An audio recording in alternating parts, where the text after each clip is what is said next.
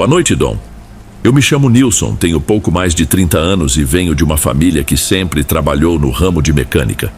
Cresci em uma zona rural, consertando bicicletas velhas e tratores antigos ao lado do meu pai. Mas acabei me mudando para a área urbana com o sonho de ter alguma estabilidade.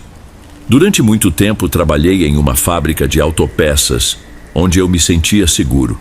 Cheguei a montar minha própria rotina, acumulando pequenas economias, planejando um futuro sem luxos, mas honesto. No entanto, de um dia para outro, a fábrica fechou as portas. Ninguém recebeu aviso prévio ou teve tempo de se preparar.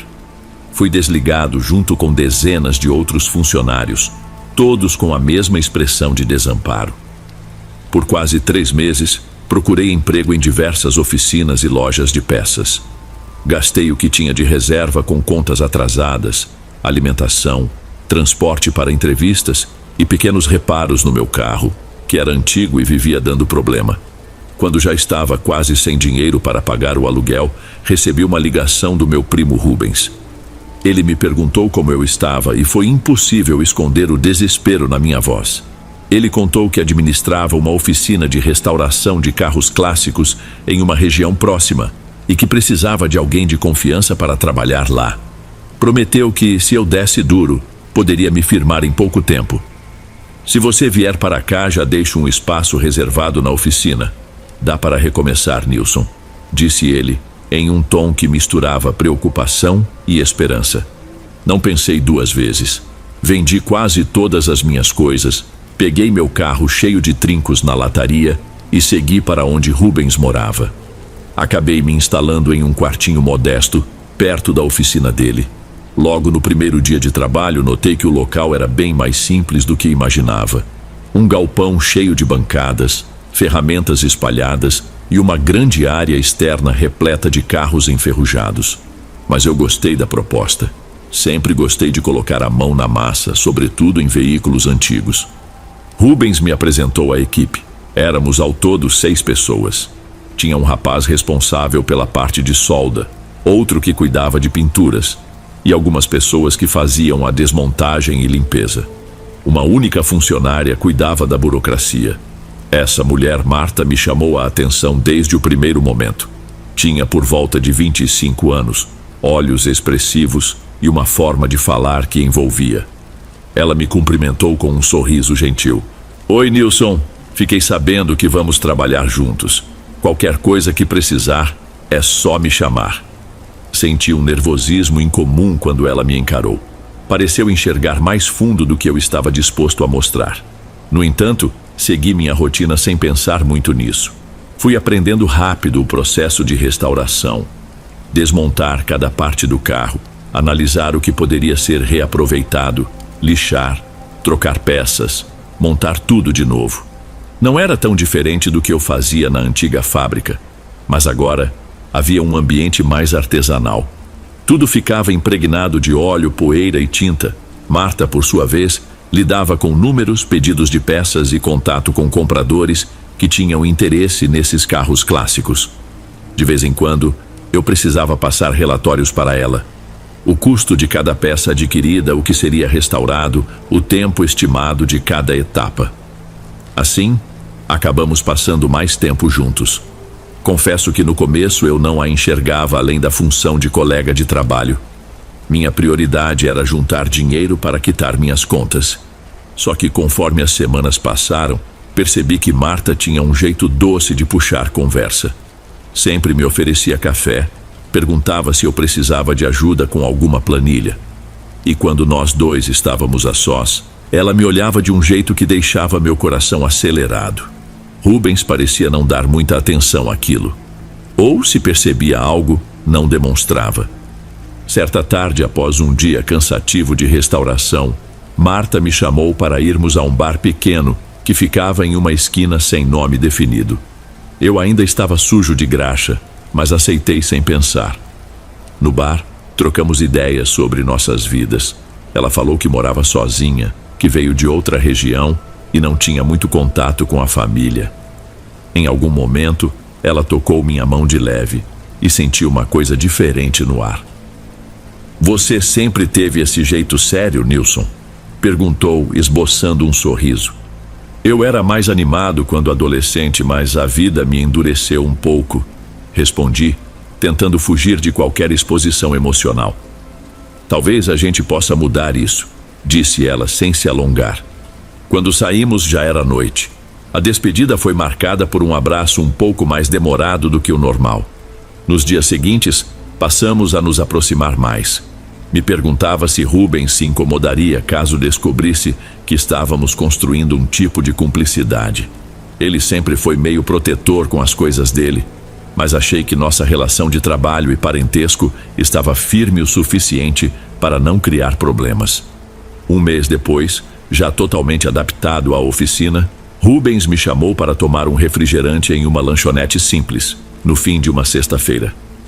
Nilson, preciso te contar algo, mas promete que não faz julgamento, começou ele mexendo no copo. Concordei sem entender. Foi então que Rubens me revelou que vinha saindo com Marta de vez em quando, sem compromissos sérios, mas que gostava de manter tudo em discrição. Falou como se fosse um assunto normal, como se ela fosse apenas uma aventura.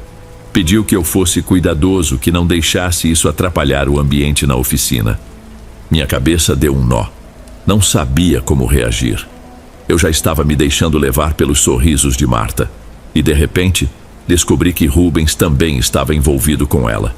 Naquela noite, menti ao meu primo dizendo que estava tranquilo. Não consegui dormir direito. Minha mente revisitava cada conversa e cada olhar que troquei com Marta. Será que eu estava entrando em um beco sem saída? No dia seguinte, tentei manter distância dela na oficina, mas ela notou. Você está diferente. Aconteceu alguma coisa? Não soube mentir. Contei sobre a conversa que tive com Rubens. Ela ficou quieta, mas, ao mesmo tempo, colocou a mão no meu braço e pediu que eu a ouvisse com calma. Foi então que me confessou que com Rubens era apenas algo físico, enquanto o que ela sentia por mim era diferente, mais forte. Confessou que fazia pouco tempo que tinha percebido isso e não queria me perder. As palavras dela mexeram comigo e eu fui fraco o suficiente para acreditar. Passamos a nos encontrar às escondidas. Ela me dizia para não me preocupar, pois terminaria de vez com Rubens quando as coisas se estabilizassem financeiramente. Insistia que o negócio da oficina estava crescendo muito e que ele ainda precisava dela para questões administrativas, até que pudesse contratar alguém para substituí-la. Eu não gostava daquela situação, mas segui adiante, dando espaço para o sentimento que me dominava. Foi aí que tudo começou a desandar.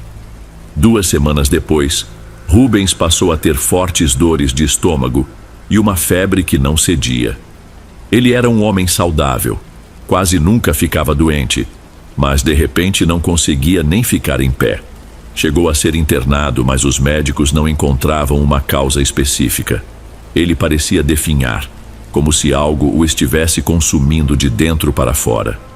Naquele período, a oficina ficou sob minha responsabilidade. Eu precisava lidar com prazos, vendas, compras de peças e coordenação da equipe. Marta assumiu uma postura séria.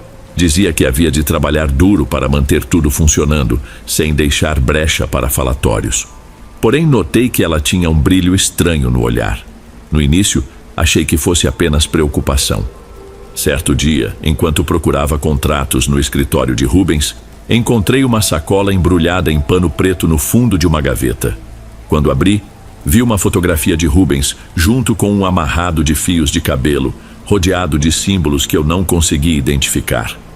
Havia também algo como uma pequena boneca de retalhos de tecido escuro. Aquela visão me causou mal-estar imediato. A princípio, pensei que fosse algum objeto supersticioso sem importância, mas eu não conseguia ignorar o contexto. Rubens estava doente e aquele embrulho parecia proposital. Guardei tudo em uma caixa e levei para casa sem saber o que fazer. Uns anos atrás, eu tinha uma amiga, Sueli, que acreditava em rezas fortes, energias negativas, simpatias e outras práticas espirituais. Resolvi ligar para ela e descrever o que vi. Não mencionei nomes, mas falei que era uma situação delicada. Sueli ficou em silêncio por alguns segundos, e depois recomendou que eu buscasse ajuda de alguém que tivesse experiência em trabalhos pesados. Você precisa achar uma benzedeira ou um curandeiro de confiança. Algo me diz que isso que você achou não é brincadeira, Nilson, aconselhou, com um tom de preocupação. Fui atrás de indicações. Perguntei discretamente a algumas pessoas da oficina se conheciam alguém que mexesse com rezas, mas não queria levantar suspeitas. Até que o soldador, Tarcísio, me mencionou que perto dali havia uma senhora conhecida como Dona Albina. Ela vivia na zona rural, em uma casinha simples, e recebia pessoas que lhe pediam conselhos. Não era fácil chegar até ela. Era preciso percorrer uma estrada de terra com muitos buracos e depois caminhar por um trecho cercado de vegetação alta. No final de uma tarde, peguei o carro e fui, sem contar nada para Marta ou para a equipe. Na porta da casa bati palmas. Uma mulher de idade avançada apareceu, apoiando-se em uma bengala. Me fitou como se já soubesse do que eu precisava. Você veio por conta de alguma coisa ruim que achou no trabalho? Perguntou sem rodeios. Meu corpo gelou ao ouvir aquilo. Abri a caixa e mostrei o que havia encontrado. Ela mexeu nos objetos com cuidado e fez uma expressão de desagrado. Isso aqui foi preparado para destruir a saúde e a vontade de quem aparece na foto. É coisa pesada. Se não desfizer, é possível que essa pessoa piore cada vez mais, sentenciou. Eu expliquei que quem aparecia na foto era meu primo, internado sem diagnóstico. Ela assentiu, como se fosse óbvio. Pode ter sido feito por vingança ou para tirar alguém do caminho. As razões variam, mas o efeito é sempre perigoso. Perguntei o que fazer. Dona Albina explicou que havia um ritual para cortar aquele tipo de feitiço, mas que exigia uma entrega especial de ervas, velas, rezas e, sobretudo, que o alvo estivesse aberto a receber ajuda.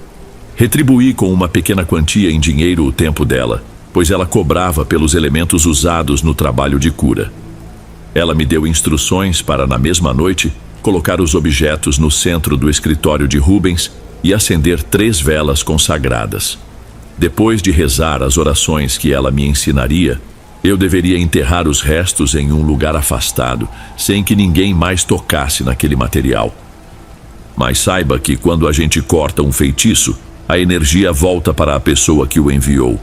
E se ela usou esse tipo de força por desejo, a consequência pode ser ainda pior para ela. Me assustei ao pensar em Marta.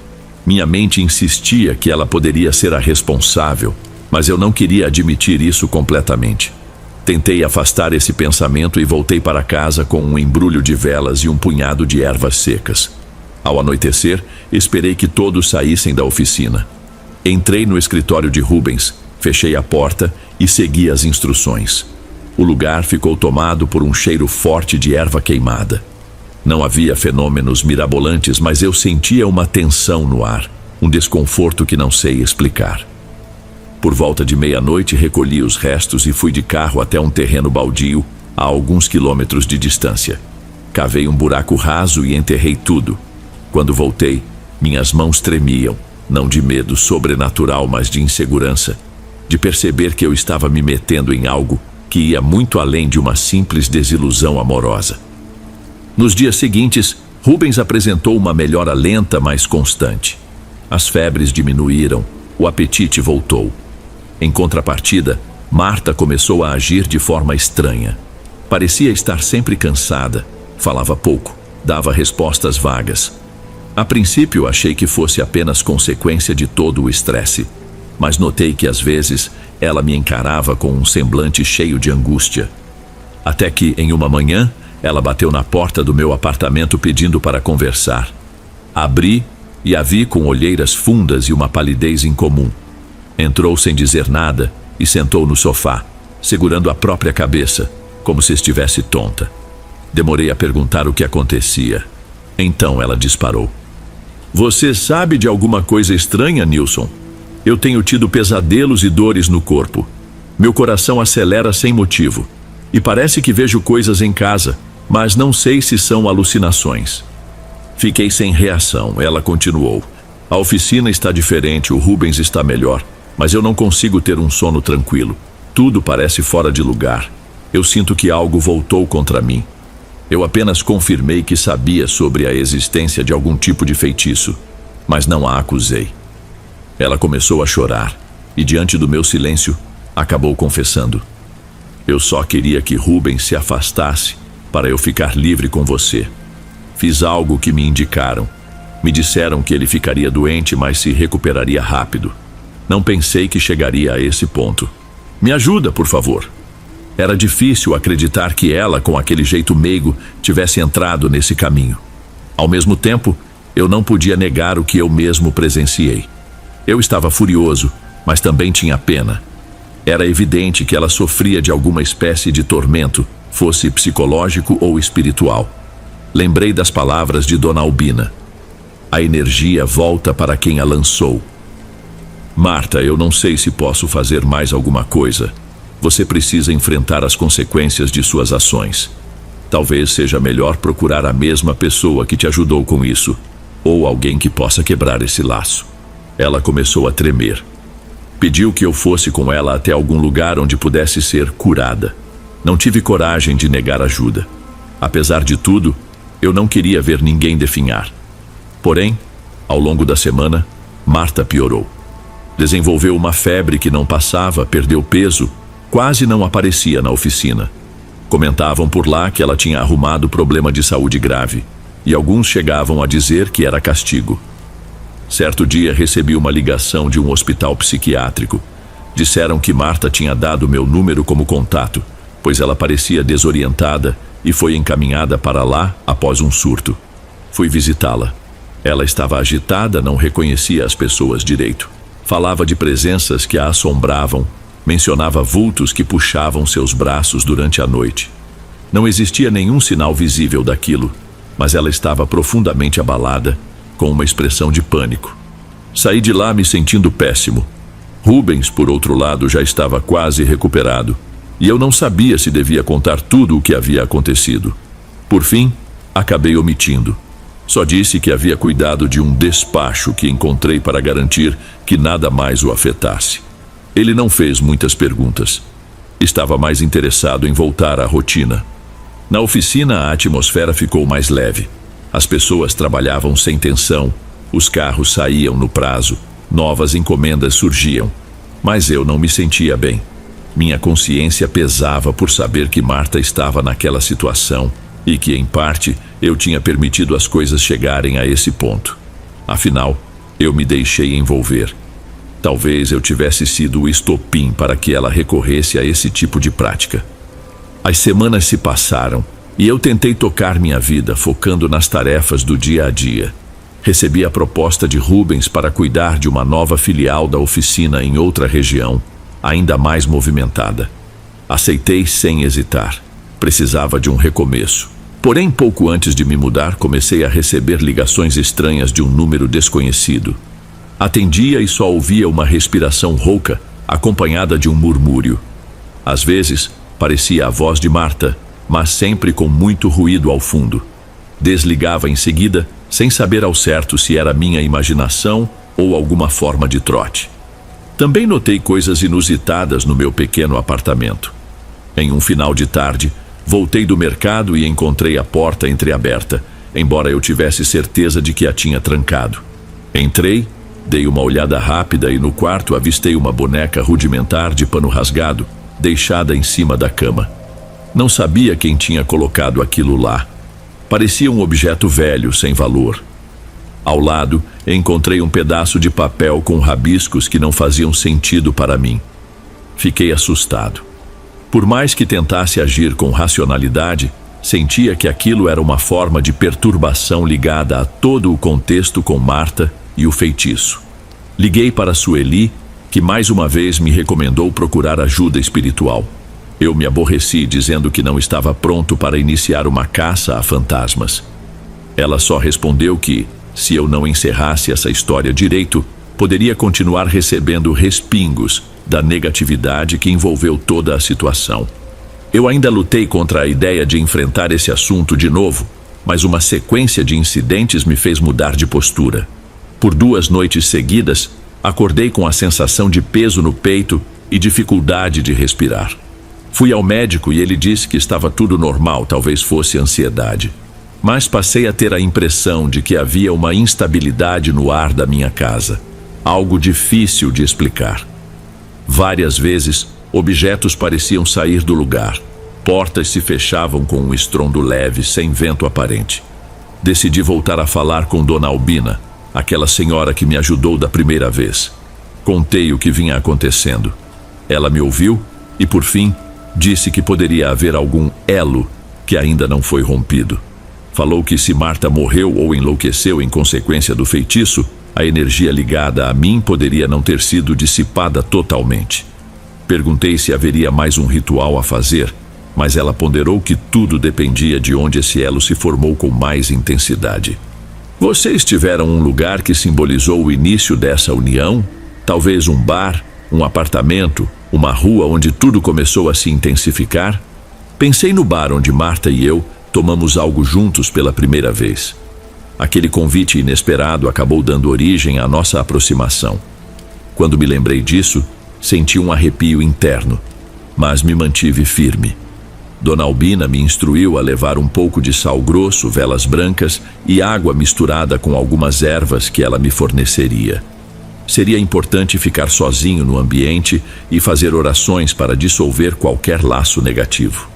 No fim de uma noite de segunda-feira, fui ao tal bar, que naquele momento já estava fechado e parecia ter parado de funcionar. As portas estavam encostadas, sem cadeado. Entrei com cuidado, deixando apenas a luz do meu celular iluminar o interior. As mesas estavam empilhadas, as prateleiras vazias, um cheiro de mofo tomava conta. Fechei a porta atrás de mim. Coloquei o sal grosso em pequenas porções pelos cantos, acendi as velas sobre uma das mesas e joguei a mistura de água e ervas em torno delas. Enquanto recitava as orações recomendadas, senti uma vontade enorme de ir embora. Minha voz soava estranha naquele silêncio. Não vi nada de inexplicável, mas havia uma atmosfera pesada, como se aquele lugar tivesse guardado nossas lembranças de forma intensa. Rezei em voz baixa, pedindo perdão pelas escolhas erradas, pedindo para seguir em frente sem carregar mágoas. Depois de alguns minutos, senti que bastava. Recolhi os restos de vela, passei a mão por cima das cadeiras enferrujadas e saí, fechando a porta da forma como achei. A caminhada até o carro foi feita com o coração acelerado, mas eu tentava manter a calma, repetindo para mim mesmo que tudo fazia parte de um processo de cura interior. Voltei para casa aliviado, mas ainda incerto sobre o efeito real daquilo. Dormi bem naquela noite. Nos dias seguintes, fui concluindo minha mudança para a nova filial. O ambiente de trabalho era diferente, mais organizado, e eu pude focar no que realmente importava: recomeçar. Gradualmente, as ligações anônimas pararam e eu não encontrei mais objetos estranhos em casa. Aos poucos, fui aceitando que as coisas estavam se ajeitando. Cerca de 3 meses depois, conheci uma mulher chamada Dulce em um curso de gestão de projetos que fiz para aprimorar meu trabalho na oficina. Ela tinha um jeito calmo, um sorriso sincero e foi gostando de mim ao natural, sem pressões ou segredos. Começamos a sair, a conversar sobre assuntos leves. Percebi que minha vida, enfim, tomava outro rumo. Mesmo assim, às vezes eu me lembrava de Marta. Não sabia ao certo o que tinha acontecido com ela depois do surto. Ouvi boatos de que ela faleceu, mas nada foi confirmado oficialmente. Na oficina antiga, comentavam que a família jamais apareceu para cuidar do assunto e que ela simplesmente desapareceu dos registros. Eu preferi não investigar. Já tinha aprendido a duras penas que nem tudo precisa de explicação final. Continuei em contato com Rubens, que seguia tocando o negócio. Ele parecia tranquilo, sem grandes mágoas. Nunca chegamos a falar abertamente sobre Marta ou sobre o feitiço. Talvez fosse melhor assim. Ocasionalmente me perguntava se eu sentia algo diferente e eu respondia que estava tudo em ordem, que queria apenas ter paz. Devo admitir que de vez em quando trabalho até tarde na nova oficina, vem uma inquietação passageira na minha mente. É como se uma parte de mim ainda aguardasse algum tipo de fechamento, mas eu mesmo luto para não alimentar essa sensação. A vida me ensinou que certos eventos deixam marcas impossíveis de apagar por completo, mas que cabe a nós seguir em frente e criar novas histórias, sem deixar o passado nos aprisionar. Hoje, depois de tudo, sinto que sobrevivi a algo que só pode ser descrito como uma espiral de obsessão. Não foi um filme de terror explícito, sem gritos ou monstros saltando das sombras, mas foi uma realidade sufocante, que me fez questionar minha sanidade e meus valores. Talvez nunca saiba se tudo ocorreu por puro desequilíbrio emocional ou se havia mesmo forças desconhecidas em ação. O certo é que essas experiências me transformaram. Sigo caminhando, aprendendo a perdoar meus erros e a não brincar com as circunstâncias que podem gerar tragédias.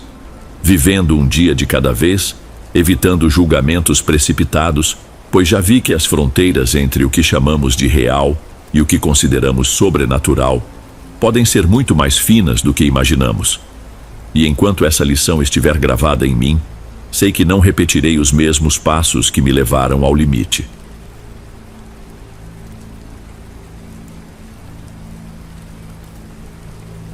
Antes de irmos para o próximo relato, se você é novo por aqui, não se esqueça de se inscrever no canal e ativar o sininho para receber as próximas histórias. Sua presença é importante e seu apoio é essencial. Bem, vamos continuar.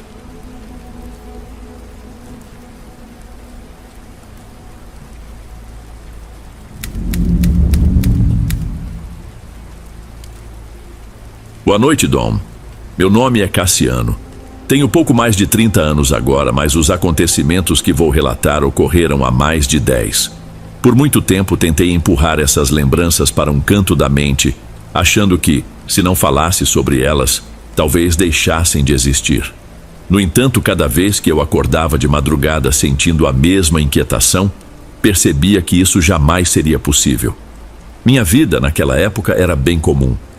Trabalhava como auxiliar em uma loja de artigos de segunda mão. Era um lugar pequeno, organizado em prateleiras apertadas, onde se encontrava de tudo, de livros antigos a aparelhos de som velhos. Muitas vezes atendíamos apenas 2 ou 3 clientes por dia. A dona da loja, Dona Clarice, era uma senhora que me lembrava minha avó. Apesar da rigidez no olhar, ela tinha um coração bom. Quando eu não estava na loja, normalmente passava as tardes com meus 2 melhores amigos, Júlio e Rafael. Júlio era pura energia. Vivia inventando programas, encontros, passeios, qualquer motivo para sair. Ele tinha uma motinha barulhenta que insistia em chamar de máquina de liberdade, embora ela vivesse enguiçando. Rafael, por outro lado, tinha um jeito mais reservado. Trabalhou um tempo como estagiário em um escritório e pretendia terminar a faculdade de História. Gostava de conversar sobre tradições populares, ritos folclóricos e curiosidades que aprendia nos livros.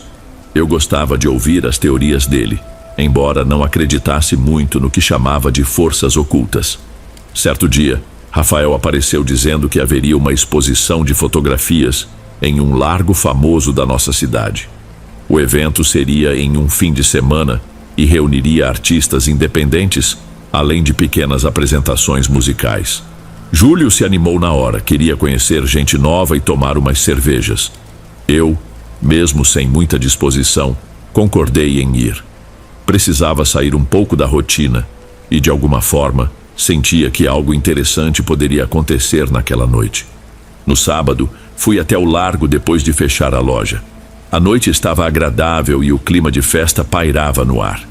Barracas de comida, exposições de arte penduradas em painéis improvisados, gente sentada no chão conversando. Caminhei entre os estandes sem ver sinal dos meus amigos, então mandei mensagem para Júlio e Rafael, avisando onde eu estava. Enquanto aguardava a resposta, notei um pequeno palco improvisado onde um trio tocava música regional. Fiquei ali por alguns minutos tentando relaxar. Foi quando notei uma moça parada não muito longe de mim, observando o palco. Ela vestia um vestido comprido, estampado com desenhos que lembravam mandalas. Tinha um olhar sereno, quase hipnótico, e segurava um copo de vidro fosco. Não sei explicar por que me chamou a atenção. Havia muitas pessoas por ali, mas meus olhos insistiam em voltar para ela. Meu celular vibrou. Era Júlio dizendo que ele e Rafael estavam perto da entrada do evento.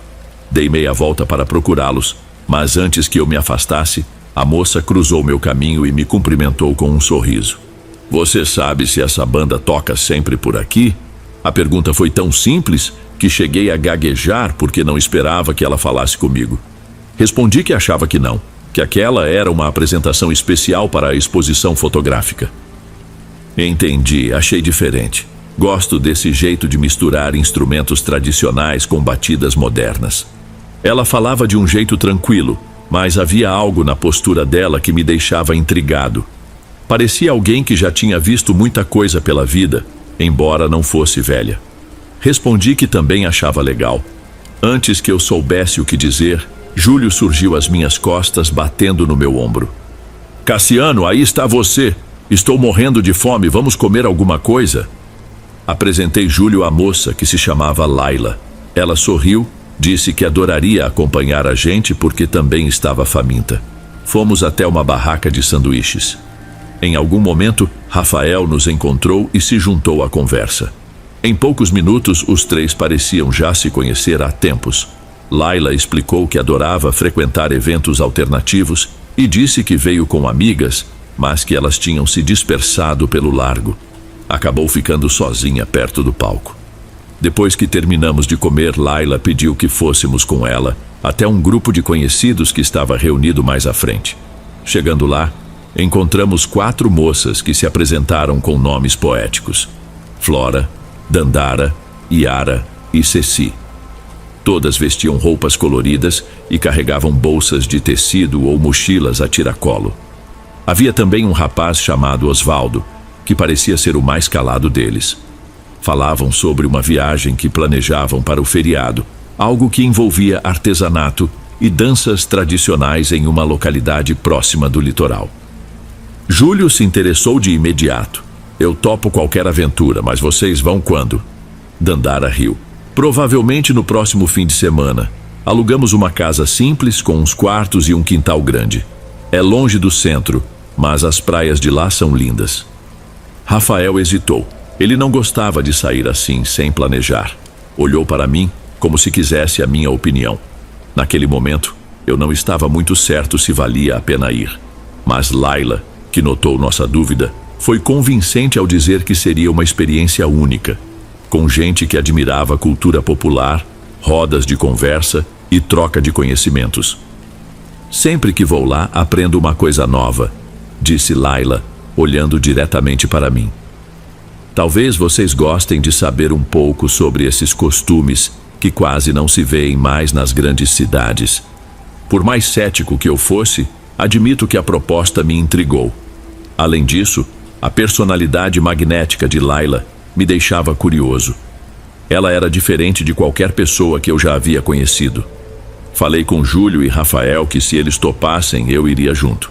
Eles se entreolharam e deram de ombros, pois sabiam que eu raramente aceitava aventuras.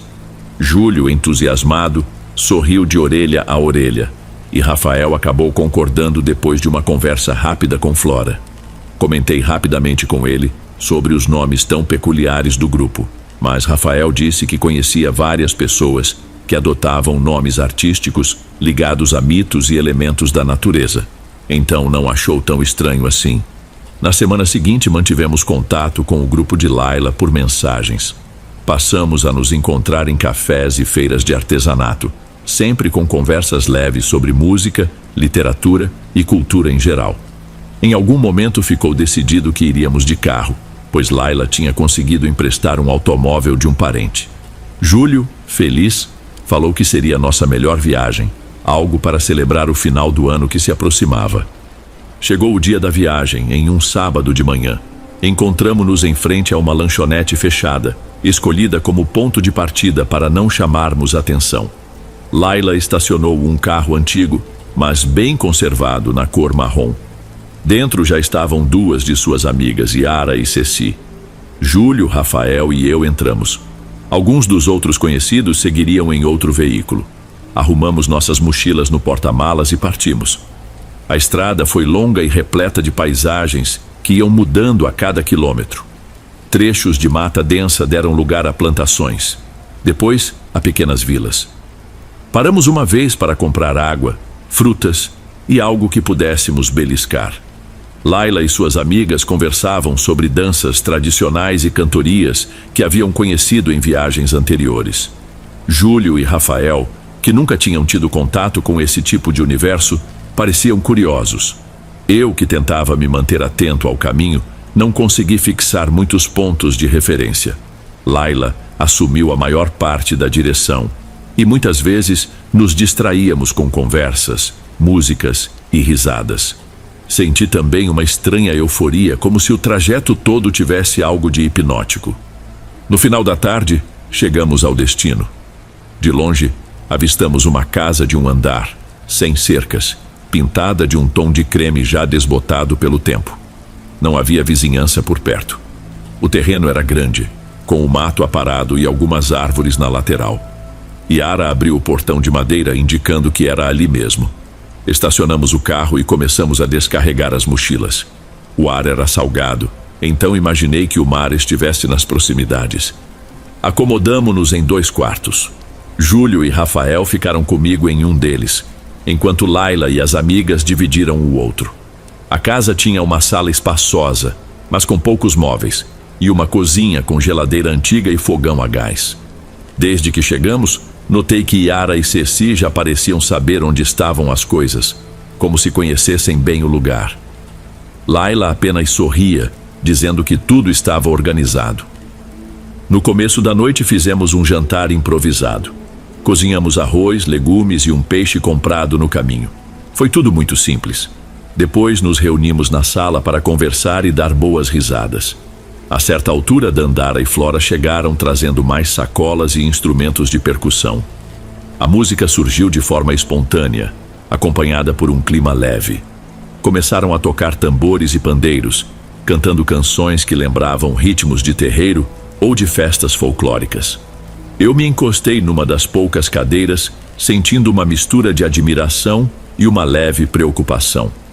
Tudo estava descontraído, mas havia algo na voz de Laila e das outras moças que me deixava pensativo.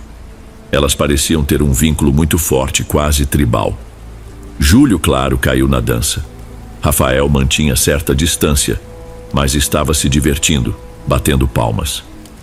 Depois de um tempo, Laila me chamou para a área externa. Tinha um quintal que chegava até uma cerca de arame, e além dela vinha um barranco que, supus, descia até a praia. Eu a segui, sentindo a brisa mais fresca da noite. Ela me contou que frequentava aquele lugar desde adolescente, graças a um amigo da família. Disse que gostava de vir para descansar a mente. Você sempre buscou alguma coisa diferente? Nem sempre, mas acho que existem coisas que nem todo mundo entende. Eu só gosto de sentir o que o mundo pode oferecer, sem barreiras. Havia certa poesia nas palavras dela. Fiquei alguns segundos sem saber o que dizer. Ela abriu um leve sorriso e voltou para dentro, deixando-me ali no quintal, encarando a escuridão que cobria o horizonte. Mais tarde, quase todo mundo já estava cansado e se preparava para dormir. Yara e Ceci, porém, disseram que fariam algo especial para harmonizar as energias da casa. Saíram com algumas velas e um incenso que exalava um perfume adocicado. Comentaram que era um costume antigo, mas sem dar muitos detalhes. Rafael me chamou para espiar. Do lado de fora, vimos as duas fazendo pequenos círculos no chão e colocando as velas acesas no centro. Elas pronunciavam algumas palavras em voz baixa, nada que desse para entender bem. Depois, entraram de volta, sem grandes explicações. Na manhã seguinte, acordei com o cheiro de café passado e tapiocas fritando. Laila, mais disposta do que nunca, nos convidou para visitar a praia que ficava a uns 15 minutos de caminhada. Rafael preferiu ficar na casa para ler. Júlio topou na hora. As outras moças e Osvaldo também foram. Caminhamos por uma trilha de areia batida até que chegamos em uma praia larga, com o mar batendo forte. O cenário era bonito, mas havia poucas pessoas. Abrimos cangas e ficamos conversando. Em certo momento, Laila e as amigas se aproximaram de um pequeno altar improvisado nas pedras. Pareciam admirar desenhos e símbolos pintados ali. Júlio me cutucou, curioso, mas eu apenas balancei a cabeça. Não achava prudente interromper. Elas mexiam em objetos pendurados, algo que lembrava fitas ou colares rústicos. Voltei a me deitar na areia para descansar. Quando retornamos para a casa, perto do meio-dia, notamos que Rafael não estava na sala nem no quarto. Encontramos apenas um bilhete no qual dizia que tinha ido ao povoado para comprar alguns mantimentos. Passamos o resto do dia sem grandes ocorrências, cozinhando, conversando, tomando banho de balde no quintal. Não havia chuveiro. À noite, porém, as coisas começaram a ficar diferentes. Após o jantar, Laila e as amigas organizaram as cadeiras em roda. Dandara puxou um violão, Flora começou a tocar um pandeiro e elas iniciaram uma cantoria baixinha, bem ritmada. Convidaram todos a se sentar e ofereceram uma bebida que elas chamavam de mistura caseira. Parecia um chá forte, meio amargo. Senti um certo desconforto, mas bebi para não fazer desfeita. Júlio aceitou sem pensar duas vezes. Rafael, que tinha voltado do povoado com provisões, deu um gole e fez cara feia, mas continuou bebendo. Conforme a música e a conversa fluíam, percebi que a luz das lâmpadas estava apagada e que a casa se iluminava apenas por velas que elas tinham espalhado no chão. O vento passava pelas janelas sem vidro, carregando um cheiro de maresia. Laila se sentou ao meu lado, sem dizer nada, apenas tocando meu braço de forma suave. Um torpor começou a tomar conta de mim. Pensei ser cansaço, mas também podia ser o efeito daquela bebida. A fala de todos foi se tornando mais devagar. A sonolência parecia generalizada. Em dado momento, Yara se levantou e pediu que seguíssemos para o quintal. Não questionei, talvez motivado por aquela estranha leveza. Ao pisar lá fora, vi que tinham ajeitado algumas velas no chão, formando desenhos bem traçados. Uma trilha de pedrinhas nos guiava para um canto do gramado. A brisa estava mais fria. Dandara e Ceci tocavam instrumentos de percussão em ritmo lento. A mistura de sons e da luz das velas criava um ambiente que, se não fosse a estranheza, seria até bonito. Laila, com a voz baixa, falou algo sobre honrar as forças da natureza. Disse que aquele era um momento especial para quem quisesse se conectar com algo maior. Júlio riu, meio sem jeito, mas continuou ali, balançando a cabeça como se estivesse hipnotizado. Rafael, um pouco mais lúcido, olhava ao redor como se tentasse entender o que estava ocorrendo. Perguntei a ele se estava tudo bem, e ele deu de ombros. A música prosseguia, acompanhada de uma cantoria em um idioma que não identifiquei. As palavras soavam como um mantra.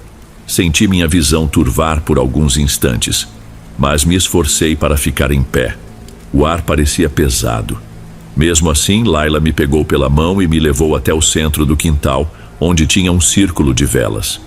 Meus pés tocaram uma substância no chão, como um pó fino. Fique tranquilo, Cassiano. Este é um rito de proteção.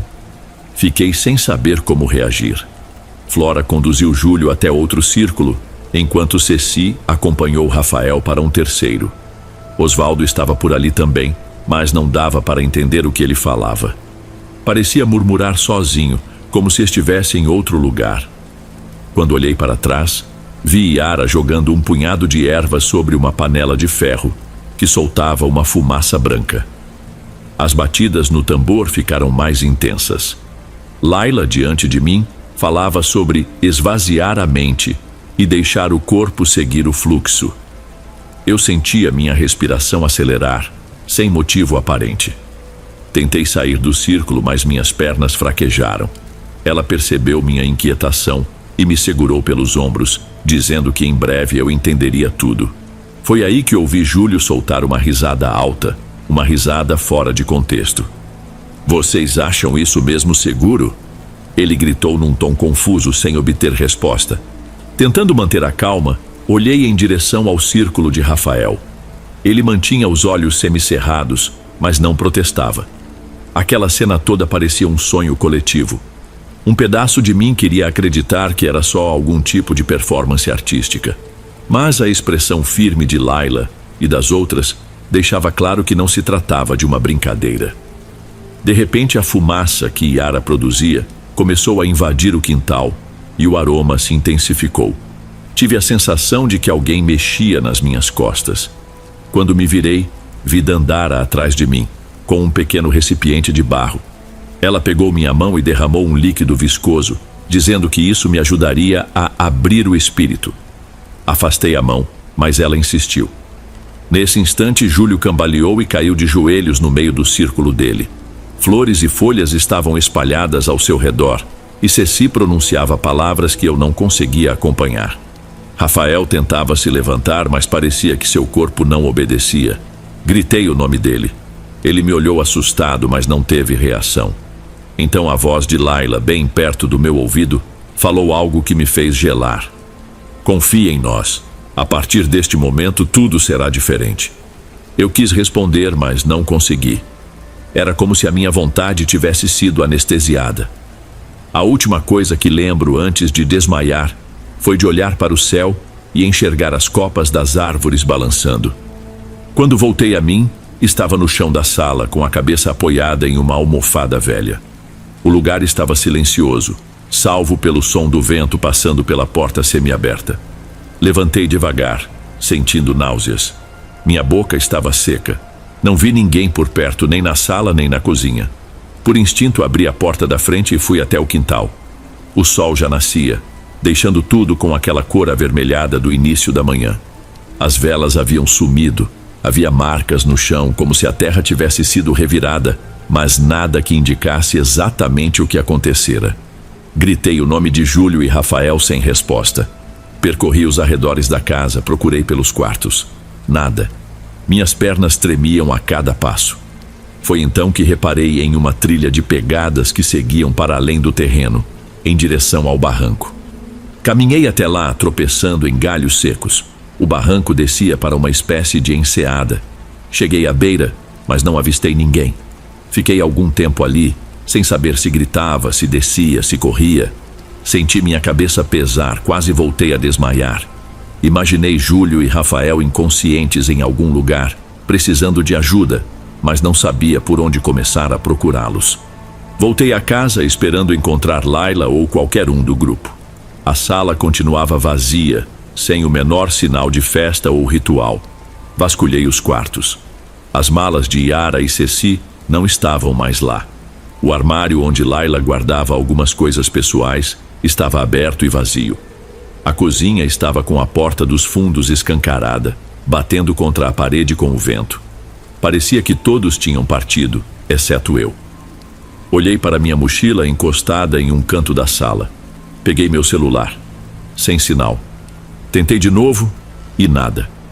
Decidi que precisava sair dali e procurar ajuda. Mas aonde ir? A estrada de terra longa e quase sem movimento seria perigosa para percorrer sozinho a pé. O carro não estava mais na frente da casa. Respirei fundo. Lembrei que Rafael, no dia anterior, tinha ido até um povoado caminhando. Então talvez fosse a única opção. Juntei o que pude e comecei a andar. Passei horas seguindo pela trilha de terra, sob sol forte. Num certo ponto, avistei uma estrada empoeirada onde passavam ônibus velhos e motos. Perguntei a um rapaz onde havia uma delegacia ou um posto policial. Ele indicou um caminho de terra que levava a um lugarejo pequeno. Segui naquela direção, sentindo o corpo exausto e a mente em pânico. Ao chegar à delegacia, expliquei aos policiais que meus amigos tinham sumido. Contei tudo, ou quase tudo. O homem que me atendeu escutou com aparente ceticismo, sem demonstrar muita reação.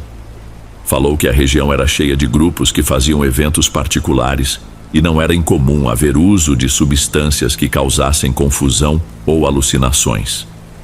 Você disse que essa casa fica perto de uma praia? Sim, mas não sei o nome da praia, nem sei o nome da localidade exata. É uma casa isolada. Ele suspirou, chamando outro policial para nos acompanhar. Pegamos o carro deles e voltamos pela estrada, na tentativa de encontrar a tal casa.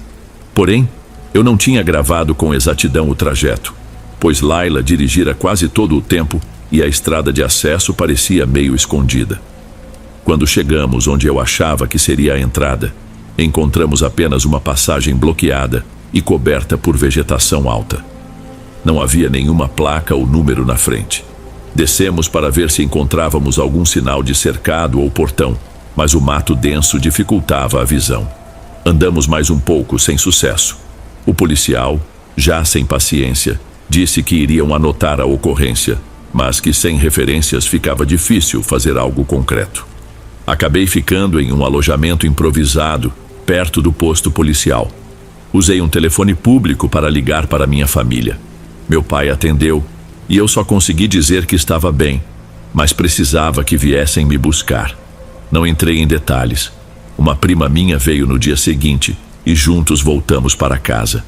Minhas pernas doíam e minha cabeça estava confusa.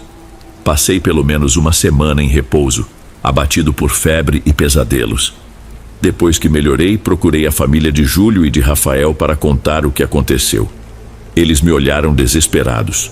Júlio não havia dado notícias desde antes da viagem. Rafael também não.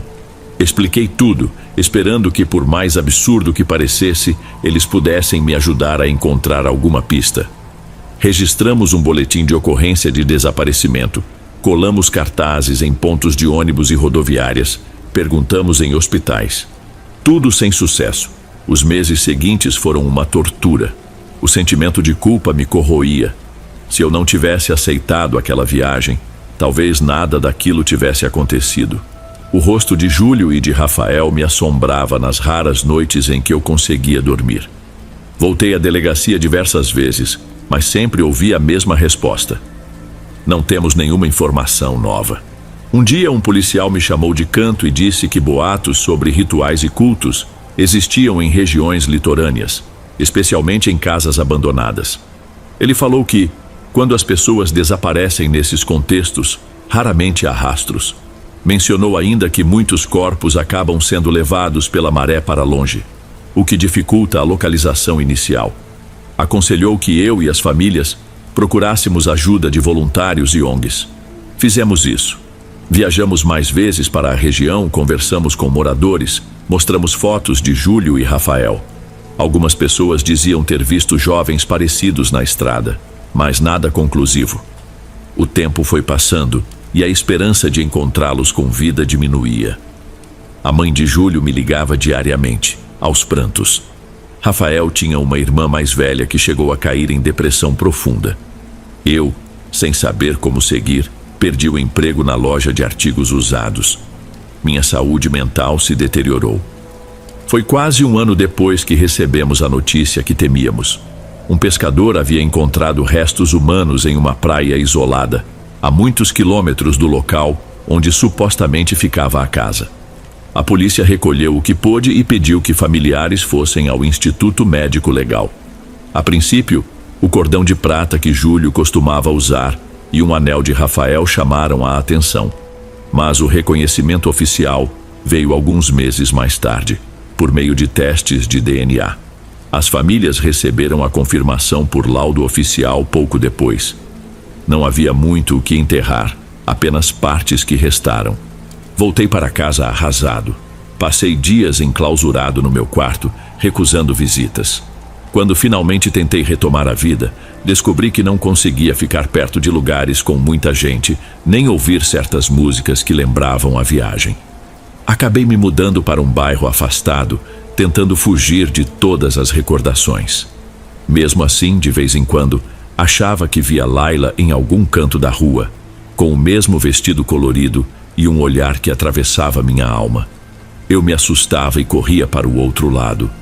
Não sei se era fruto do meu trauma ou se havia algo mais, mas aqueles olhos pareciam me acompanhar mesmo de longe. Os anos se passaram. Nunca descobrimos quem eram de fato Laila e as outras pessoas. Tentei rastrear seus nomes em redes sociais, mas não apareceu nada. É como se nunca tivessem existido oficialmente. Quem me ouvia contar a história achava que eu estava inventando ou exagerando. Não julgo ninguém por duvidar, pois eu mesmo às vezes questiono a realidade do que vivi. Porém, as consequências foram concretas demais para ser apenas fruto da minha imaginação. Hoje tento levar a vida da forma mais simples que posso. Evito longas conversas sobre o passado, mas decidi escrever este relato para não me esquecer das nuances dos eventos. Se eu morrer amanhã, Quero que saibam que Júlio e Rafael não sumiram por vontade própria. Eles foram levados por algo que talvez eu jamais compreenda.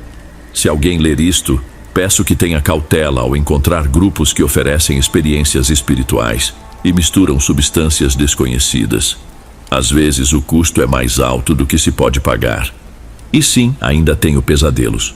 Acordo com o corpo suado, lembrando daquele quintal, do cheiro intenso e das velas no chão. De vez em quando, ouço mentalmente o eco dos tambores que tocaram naquela noite. Não sei se são lembranças ou se há alguma presença que insiste em me lembrar de que as coisas não terminaram. De todo modo, sigo em frente, carregando uma ausência que nada pode preencher.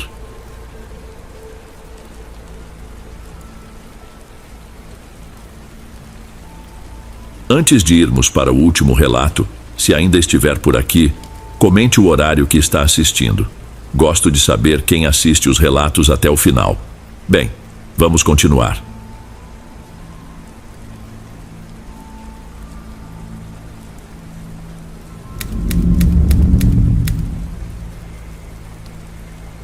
Eu tinha 46 anos quando tudo começou, e até então, minha vida seguia um ritmo calmo, sem grandes emoções ou sustos. Boa noite, Dom. Me chamo Humberto. Sou técnico em eletrodomésticos, especializado em refrigeração. Trabalho desde a adolescência e já tive altos e baixos, mas nada que me tirasse o rumo. Sempre fui daquele tipo que prefere consertar as coisas a comprar outras novas. Minha rotina foi sendo moldada por clientes fiéis, serviços emergenciais e alguns intervalos para o almoço em lanchonetes simples. Não era uma vida de luxo, mas eu me orgulhava de cada aparelho que fazia voltar a funcionar. Morava em um bairro residencial tranquilo, onde cada casa tinha um pequeno quintal e muros baixos que deixavam a vizinhança sempre visível. A minha casa, aliás, mal tinha um portão. Eu gostava de ver o movimento das pessoas na calçada.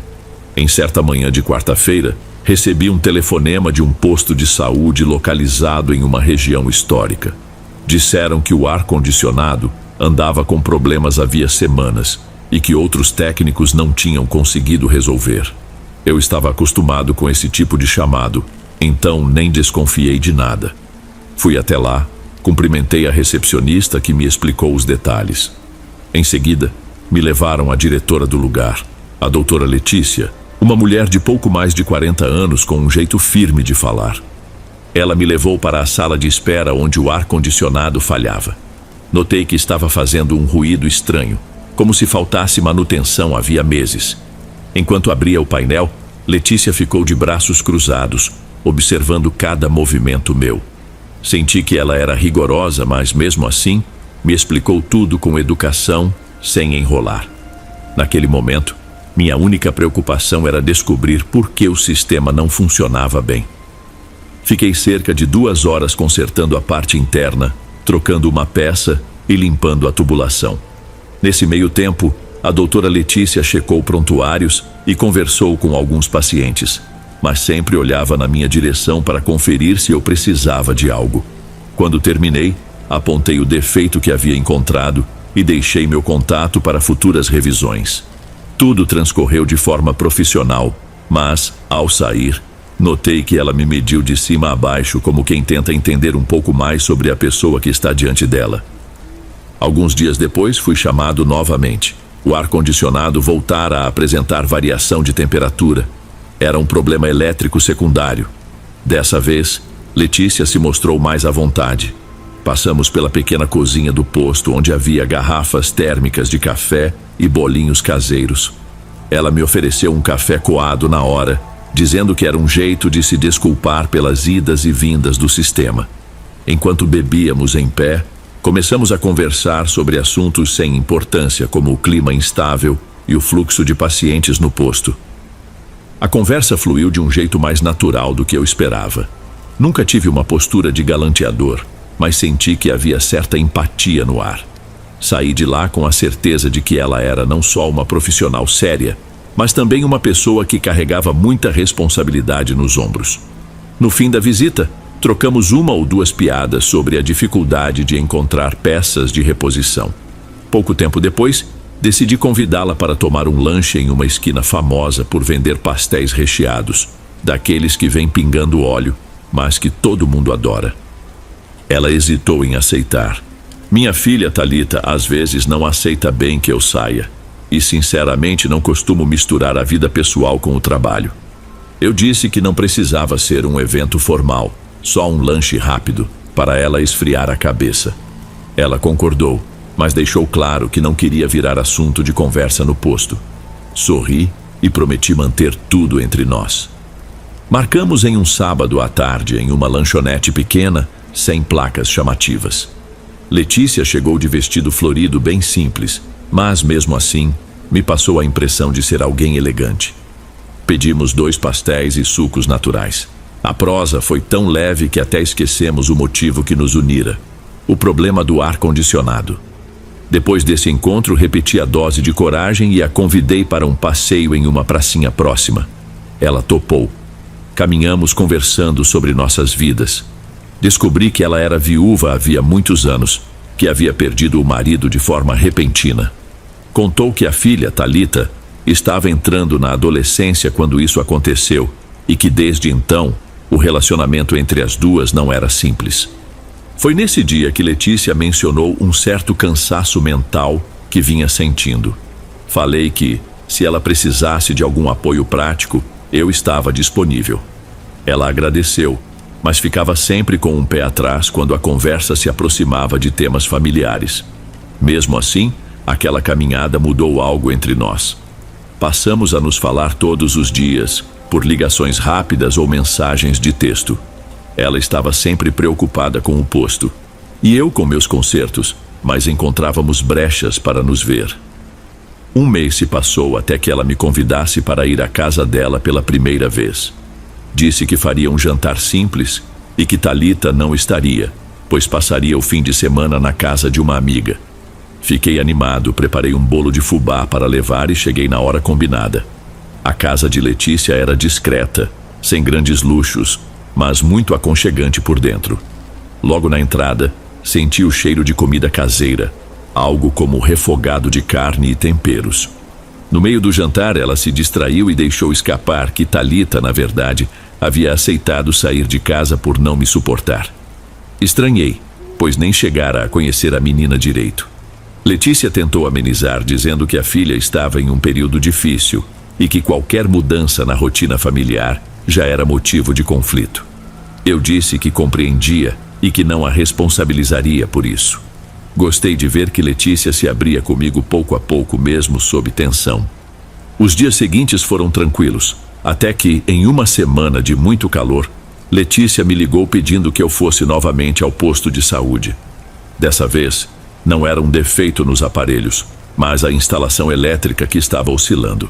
Fiz a revisão e ao final ela me convidou para jantar na casa dela, com a promessa de que dessa vez Thalita estaria presente. Foi em uma sexta-feira à noite. Cheguei pontual com um refrigerante de 2 litros nas mãos. Letícia me cumprimentou animada, mas quando entrei, encontrei Thalita sentada no sofá, olhando fixamente para a tela do celular. Ela não fez menção de se levantar. Tentei quebrar o gelo. Oi, tudo bem? Eu sou o Humberto. Ela apenas ergueu os olhos por um segundo e voltou a digitar sem resposta. Letícia, meio sem graça, me chamou para a cozinha, onde terminaria de preparar o jantar. Fiquei ali, lavando a louça que ela usava e conversando sobre amenidades, até que Thalita apareceu na porta. A garota usava roupas escuras, maquiagem pesada e carregava uma expressão de quem estava sempre entediada. Durante o jantar, ela não se esforçou para ser gentil. Soltava comentários duros, questionava o fato de a mãe trazer alguém que, na visão dela, não agregava nada. Letícia tentava amenizar, dizendo que eu era uma pessoa trabalhadora, honesta. Em determinado momento, Thalita me olhou e comentou: "Tem certeza de que é só honestidade ou você está atrás de um atalho na vida da minha mãe?" Fiquei sem reação. A fala dela parecia carregada de algo que eu não conseguia definir. Não respondi.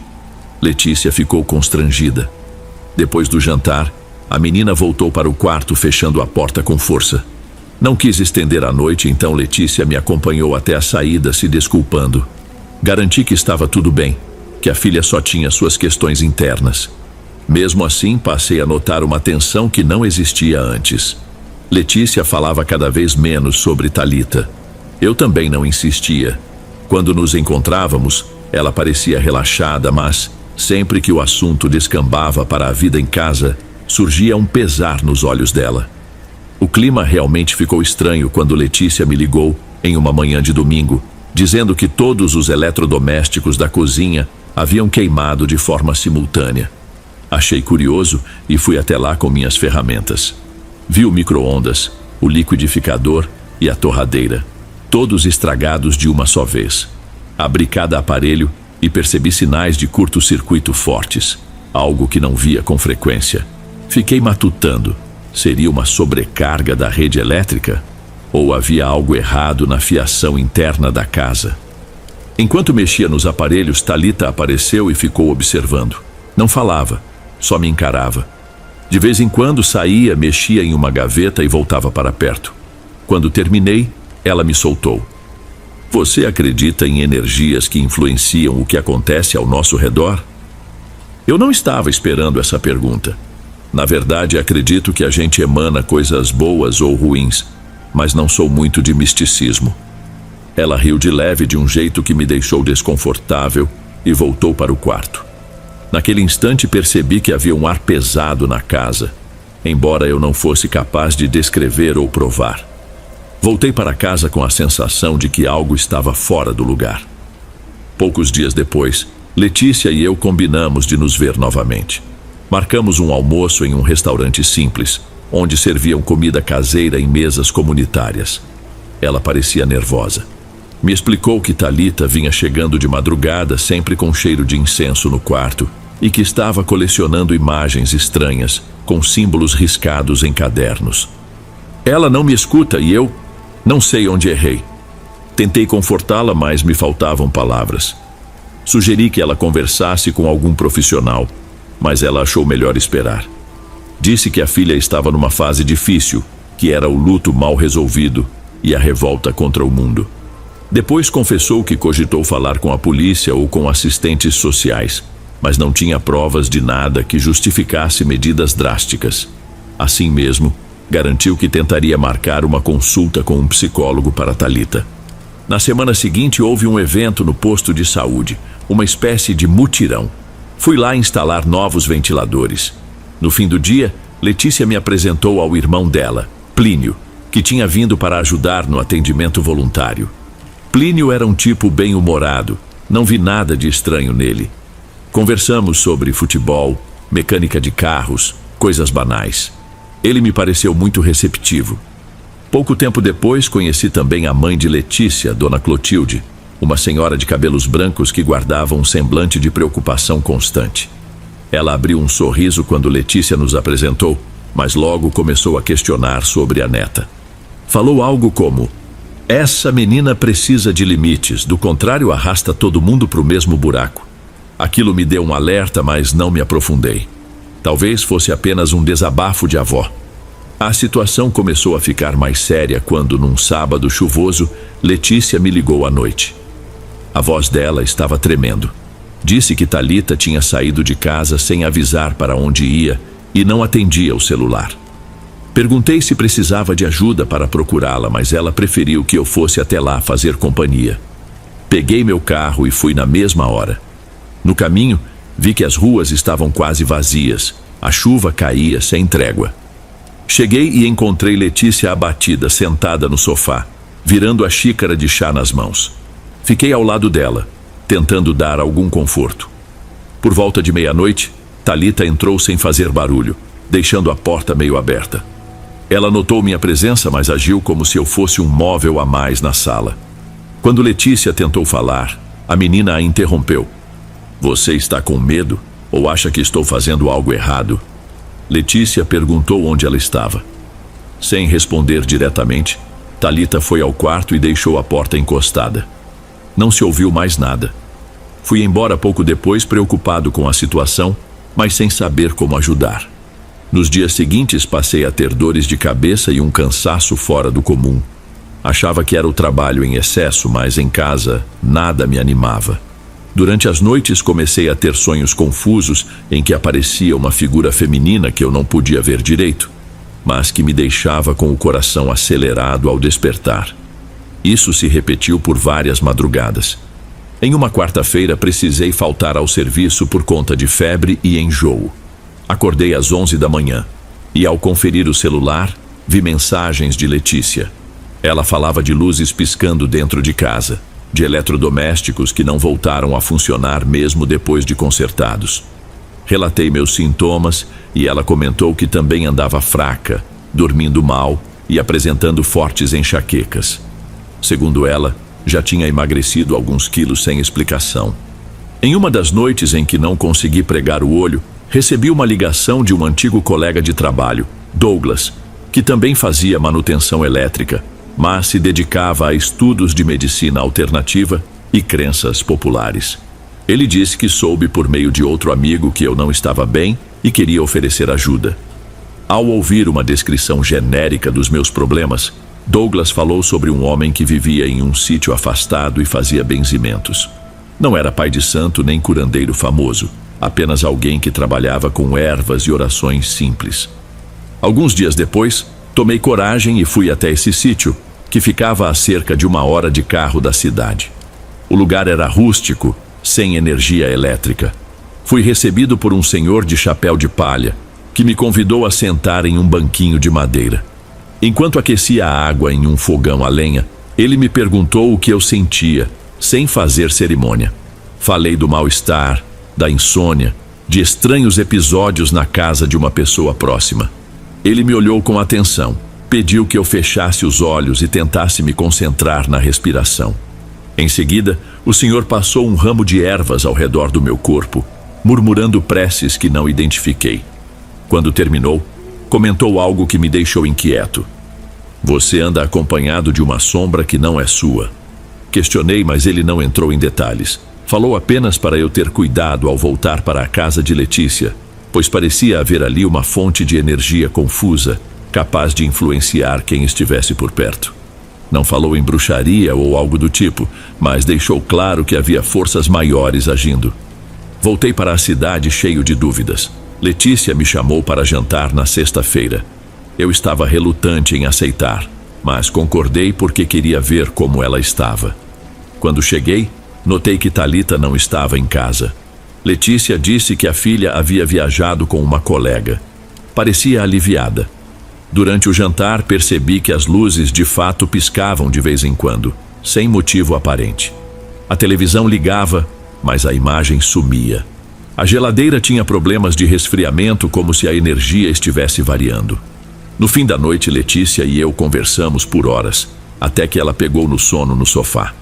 Fui até o quarto de Thalita para ver se encontrava alguma pista que explicasse tudo aquilo. A porta estava fechada. Toquei na maçaneta e por um instante pensei em desistir. Mas entrei. O ambiente estava escuro, com poucas coisas visíveis. Um cheiro de incenso ainda pairava no ar. Sobre a escrivaninha, havia um caderno com alguns símbolos desenhados, algo que se assemelhava a figuras humanas amarradas por linhas. Fechei rapidamente. Quando me virei para sair, senti algo estranho no braço, como se tivessem encostado em mim, mas não havia ninguém ali. Pensei que fosse apenas tensão acumulada. Voltei para a sala. Letícia dormia profundamente. Deixei um bilhete dizendo que tinha ido embora e fui para casa. Nos dias seguintes, recebi algumas mensagens anônimas no meu celular, falando de invocações e rituais antigos. Pareciam ameaças veladas.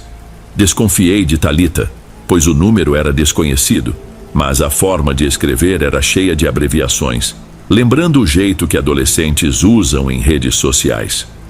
Não respondi. Bloqueei. Mas novos números surgiam. Mensagens continuavam chegando, dizendo que aquilo era apenas o começo. Minha saúde piorou. Passei a perder muito peso, não conseguia me concentrar. De madrugada, acordava confuso, suando, e às vezes tinha a impressão de que alguém havia estado dentro da minha casa. Objetos mudavam de lugar. As lâmpadas queimavam com mais frequência do que o normal. Douglas, meu colega, notou que eu estava diferente e me indicou outra pessoa, uma benzedeira chamada Dona Aline, que morava na parte mais antiga da região. Fui até lá em um domingo à tarde. Encontrei uma senhora de voz suave que me abriu a porta com cuidado. Ela perguntou meu nome e pediu que eu descrevesse tudo desde o início. Enquanto eu falava, ela acendia velas brancas e borrifava a água perfumada no ambiente. No fim, ela disse que meu caso não era comum, que talvez a filha de Letícia estivesse fazendo algum tipo de amarração, mas não do tipo que se vê em livros de simpatias para atrair amor.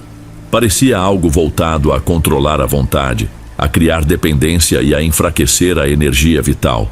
Perguntei se tinha como reverter. Ela comentou que sim, mas isso exigia, entre outras coisas, um corte completo de contato. Também me alertou que, se a outra pessoa tivesse aliados mais poderosos, seria preciso reforçar as orações e rituais de proteção. Saí de lá pensativo, sem saber como dar a notícia a Letícia. 2 dias depois, tentei falar com ela, mas o telefone só dava fora de área. O posto de saúde informou que ela tinha pedido licença. Fui até a casa dela para ver se estava tudo bem. Quando bati, Thalita atendeu. Ela abriu a porta só o suficiente para exibir metade do rosto. Não me deixou entrar. Disse apenas: "Minha mãe não quer falar com você", e fechou a porta. Voltei para casa preocupado. Durante aquela noite recebi outra mensagem contendo uma foto minha saindo do carro na frente da casa de Letícia. Embaixo da foto, uma frase dizendo: "Você pode tentar fugir, mas já está marcado". Meu cansaço alcançou outro nível. Mal conseguia comer, tive pequenas tonturas durante o trabalho. 3 dias depois, fui internado para uma avaliação, pois desmaiei no meio de um concerto. Os exames indicaram exaustão e queda na imunidade. Fiquei 1 dia e meio no hospital. Nenhum médico encontrou uma causa específica, além do estresse crônico. Ao sair do hospital, pensei em me afastar definitivamente de Letícia, mas no fundo, me sentia culpado. Achava que a situação dela só pioraria sem ter alguém por perto. Então, decidi deixar uma carta em sua caixa de correio, pedindo que ela me ligasse quando pudesse. No dia seguinte, a carta estava no mesmo lugar, mas rasgada ao meio. Encontrei, porém, um bilhete preso no portão. "Pare de insistir, você não entendeu seu lugar". Não havia assinatura, mas eu suspeitava de quem vinha. A partir daí, comecei a ter alucinações auditivas. Às vezes, no silêncio do fim da tarde, me vinha a impressão de ouvir alguém chamando meu nome. Outras vezes, era como se rissem perto de mim. Cheguei a pensar em me mudar de cidade. Foi quando Plínio, o irmão de Letícia, me ligou. Disse que estava preocupado com a irmã, que a casa parecia um lugar inabitável. Lá dentro, as lâmpadas queimavam e Letícia não deixava mais ninguém entrar. Ele afirmou que Thalita trancara certos cômodos e que até os médicos se afastaram, pois Letícia se recusava a sair para novas consultas. Plínio mencionou até um padre amigo da família que tentara visitar Letícia, mas ela não atendeu e pediu que ele fosse embora. Perguntou se eu sabia de algo que pudesse estar acontecendo. Fiquei sem saber o que responder. Ele me pediu ajuda para convencer Letícia a ir para a casa da mãe dele, mas eu não tinha coragem de voltar lá. Para tentar ter paz, procurei novamente a benzedeira. Ela me entregou um patuá e disse para eu não tirá-lo do pescoço. Também me ensinou um ritual simples com água e sal grosso. Fiz o que ela orientou. Espalhei sal grosso nos cantos da casa, rezei de joelhos no quarto, pedindo proteção a forças que desconhecia. Nas primeiras noites, achei que estava funcionando. Dormi melhor, sem tantas perturbações. Certo dia, resolvi passar em frente à casa de Letícia. Parecia abandonada. O portão estava encostado, o jardim tomado por ervas daninhas. Chamei, mas ninguém respondeu. Fui embora, pois temia encontrar Thalita. À noite, recebi uma ligação de um número que não conhecia. Quando atendi, ouvi uma voz jovem, pausada. "Você acha que pode resolver tudo com sal e orações?" Reconheci o tom, mesmo que distorcido. Era Thalita. Desliguei imediatamente e me senti mais fraco do que nunca. Acordei no dia seguinte com um arranhão no ombro esquerdo. embora estivesse sozinho em casa. Senti um calafrio por dentro ao perceber que mesmo ali, no meu quarto, eu não tinha segurança. Fui trabalhar, mas não conseguia parar de pensar em Letícia. Acabei buscando notícias com colegas do posto de saúde, que me contaram que ela apresentara atestado e não aparecia havia mais de 2 semanas. Tentei contato mais uma vez, sem sucesso. Eu estava à beira de uma crise nervosa. Em uma noite de insônia, recebi uma mensagem no celular. Um número desconhecido de novo. Estava escrito: "O elo foi feito. Você só sai se eu deixar." Foi o ponto em que percebi não ter forças para lutar sozinho. Foi então que Plínio voltou a me ligar, perguntando se podíamos ir juntos ver Letícia. Não queria recusar. Então, em um sábado de manhã, reunimos coragem e fomos à casa dela. Chamamos, batemos na porta. Nada. Plínio, preocupado, arrombou a porta. Lá dentro, a sala estava à penumbra, com as cortinas fechadas. Tinha um cheiro forte de incenso, mas também de mofo e algo que não consegui identificar. Achamos Letícia deitada no sofá, sonolenta e com aspecto de quem não dormia havia dias. Ela abriu os olhos devagar, nos reconheceu e murmurou para que fôssemos embora. Plínio insistiu, dizendo que precisávamos levá-la para um hospital. Ela negou. "Eu só preciso descansar." Era evidente que estava debilitada. Enquanto Plínio tentava convencê-la, arrisquei subir até o quarto de Thalita. A porta estava escancarada e o quarto vazio. Não havia roupas, livros ou qualquer sinal de que alguém morasse ali. Sobre a cama vi uma caixa de madeira com símbolos riscados na tampa. Abri por impulso, mas não entendi o que havia dentro. Objetos amarrados por fios, pequenos bonecos de pano com rostos pintados de preto. Quando voltei à sala, Letícia estava totalmente apática. Tentei perguntar onde estava a filha, mas ela só balançou a cabeça com os olhos semicerrados. Plínio ligou para a mãe deles, que prometeu vir imediatamente. Fomos esperar lá fora. Em poucos minutos, Dona Clotilde chegou de táxi, entrou na casa, mas saiu rápido dizendo: "Não consigo ficar ali dentro, parece que algo me expulsa." Foi nessa hora que decidiu chamar novamente o padre conhecido da família. O homem chegou à tardinha, conversou conosco, mas não pôde fazer muito sem autorização de Letícia. Ainda tentou falar com ela, mas ao perceber que não haveria permissão para um rito mais extenso, recuou com o rosto perturbado. A situação virou um impasse. A mãe e o irmão não sabiam onde Thalita estava.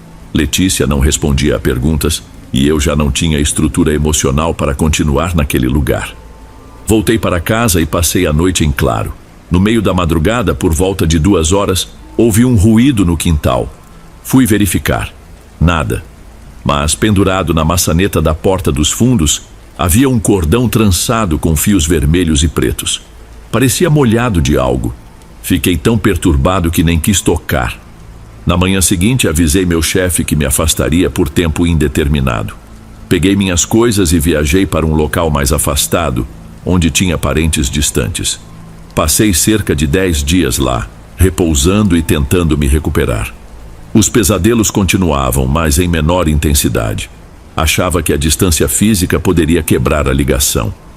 Retornei à cidade só para organizar minhas contas e planejar uma mudança definitiva. Na primeira noite em casa, encontrei um saco de pano pendurado na porta com um bilhete: "Não é assim que se sai." Joguei tudo no lixo sem abrir. Comecei a arrumar minhas malas, decidido a deixar para trás qualquer lembrança daquele período conturbado. Em meio à bagunça, abri o guarda-roupa e num canto encontrei um papel com várias manchas, como se fosse tinta borrada. Reconheci partes de símbolos parecidos com os que tinha visto no caderno de Thalita. Nunca soube como aquele papel foi parar ali. Joguei tudo fora na mesma hora. No dia seguinte saí de madrugada quando a maioria das pessoas ainda dormia. Eu não avisei ninguém. Até o momento em que fechei o portão, imaginei que ela poderia surgir na rua, parada, me observando. Mas não apareceu. Fui embora sem olhar para trás, dirigindo até o sol nascer, com a cabeça confusa. Hoje faz quase 1 ano desde esses acontecimentos. Moro em outra região, com um emprego que não envolve tantas visitas externas. De vez em quando sonho que estou em uma casa escura, procurando alguém que não está lá. Em alguns desses sonhos, Thalita surge no corredor, mas não fala nada, só me estende um fio vermelho trançado. Acordo suado, sem saber se tudo foi apenas minha cabeça ou se algo ainda me acompanha. Nunca mais vi Letícia nem tive notícias concretas de Thalita. Às vezes me culpo por não ter conseguido ajudá-las. Noutras, acho que foi a única escolha possível para manter minha sanidade. Ainda carrego o patuá que Dona Aline me deu, por precaução ou superstição. Talvez eu nunca saiba a verdade. O que sei é que a cada dia tento me convencer de que certas coisas vão ficando para trás. Mas, bem no fundo, não tenho tanta certeza se esse capítulo foi mesmo encerrado.